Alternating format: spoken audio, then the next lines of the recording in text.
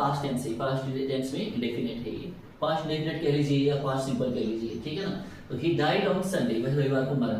तो ये क्रिया का हम डाइड का प्रयोग क्रिया के रूप में कर रहे हैं और ये पास्ट टेंस में है। तो ये टेंस के अंदर किसी भी टेंस में हम इनका यूज कर सकते हैं, ठीक है ना। इसका डाई फर्स्ट फॉर्म है, ठीक है ना। इसका जो फर्स्ट फॉर्म है, इसका फर्स्ट फॉर्म जो है डाई होता है, जैसे ये डाई फर्स्ट फॉर्म है।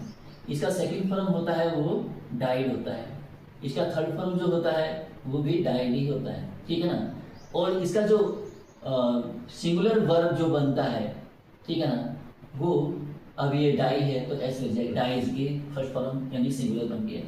अब मान लीजिए अब हमें पार्टिसिपल बनाना है तो डी वाई करके आईएनजी जोड़ देते हैं, तो ये क्रिया के कितने रूप बन जाते हैं? 5। तो डाई, डाइड, डाइड, डाइज और डाइंग, इस तरह से इनके अलग अलग क्रिया की यानी कि टेंसों के अकॉर्डिंग इनका यूज किया जाता है, ठीक है ना। अब उसके बाद देखिए, तो हमारा अगला जो वाक्य है, अब कहना पड़ेगा वह बस दुर्घटना में मरी। अब इसमें मरने की बात हो रही है, ठीक है ना। वह बस दुर्घटना में मरी, तो she died, she died in a bus crash, ठीक है ना।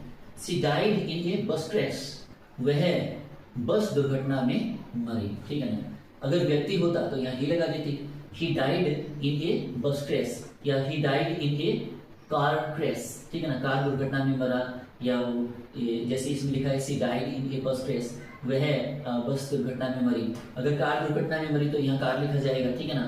तो she died in A car crash, वह कार दुर्घटना में मरी। तो हमारा जो मुख्य उद्देश्य है डाइड के बारे में बताना, ठीक है ना। अब जैसे मान लीजिए अगर हम इसको लिखें कि विलियम शेक्सपियर की मृत्यु 1616 में हुई, तो इसको कैसे लिखा जाएगा? विलियम शेक्सपियर, ठीक है ना। तो अब यहां लिखते हैं शेक्सपियर,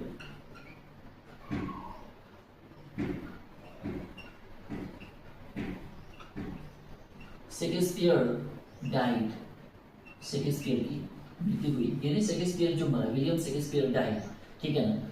कब मरा वो? 1616 में, 1660, ठीक है। तो शेक्सपियर डाइड इन 1616, शेक्सपियर की मृत्यु 1616 में हुई, तो यहाँ ये डाइड, तो ये भी डाइड का प्रयोग किया गया।